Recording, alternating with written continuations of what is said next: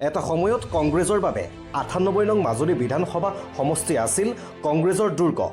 সমষ্টিটোৰ শক্তিশালী নেতা হিচাপে নেতৃত্ব দিয়া আছিল অসম চৰকাৰৰ প্ৰাক্তন মন্ত্ৰী তথা বিধায়ক এইগৰাকী ৰাজীৱ লোচন পেগুৱে।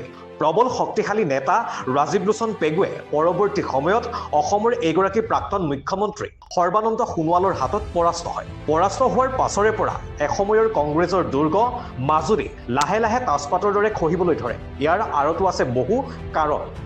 কংগ্ৰেছৰ প্ৰতি মানুহৰ কমি আহিছিল বিশ্বাস। দেশত আৰম্ভ হৈছিল মোদী মেজিক। ৰাজীৱ লোচন পেগুৰ কামত ৰাইজৰ অসন্তুষ্টি। পিছে মুখ্যমন্ত্ৰী হিচাপে সৰ্বানন্দ সোণোৱালে মাজুলীবাসীৰ হৃদয় জয় কৰিবলৈ সক্ষম হৈছিল। পৰৱৰ্তী সময়ত মুখ্যমন্ত্ৰীৰ গাদী হেৰুৱাই কেন্দ্ৰলৈ ৰাওনা হ'ল সৰ্বানন্দ সোণোৱাল। বিধায়কৰ আসন শুৱনি কৰিলে ভুৱন গামে। বিধায়ক হিচাপে কিমান সফল ভুৱন গাম? কেৱল দলীয় চিহ্নৰ বাবেই সফল নেকি ভুৱন গাম? ২৬ত মাজুলীবাসীৰ পচন্দৰ প্ৰাৰ্থী কোন? এই লৈও বিশেষভাৱে চৰ্চা লাভ কৰিছে সমষ্টিটোৰ প্ৰতিটো দলৰে প্ৰতিজন প্ৰতিনিধি। এটা সময়ত কংগ্ৰেছৰ বাবে ৯৮ নং মাজুলী বিধানসভা সমষ্টি আছিল কংগ্ৰেছৰ দুৰ্গ। সমষ্টিটোৰ শক্তিশালী নেতা হিচাপে নেতৃত্ব দিয়া আছিল অসম চৰকাৰৰ প্ৰাক্তন মন্ত্ৰী তথা বিধায়ক এইগৰাকী ৰাজীৱ লোচন পেগুৱে।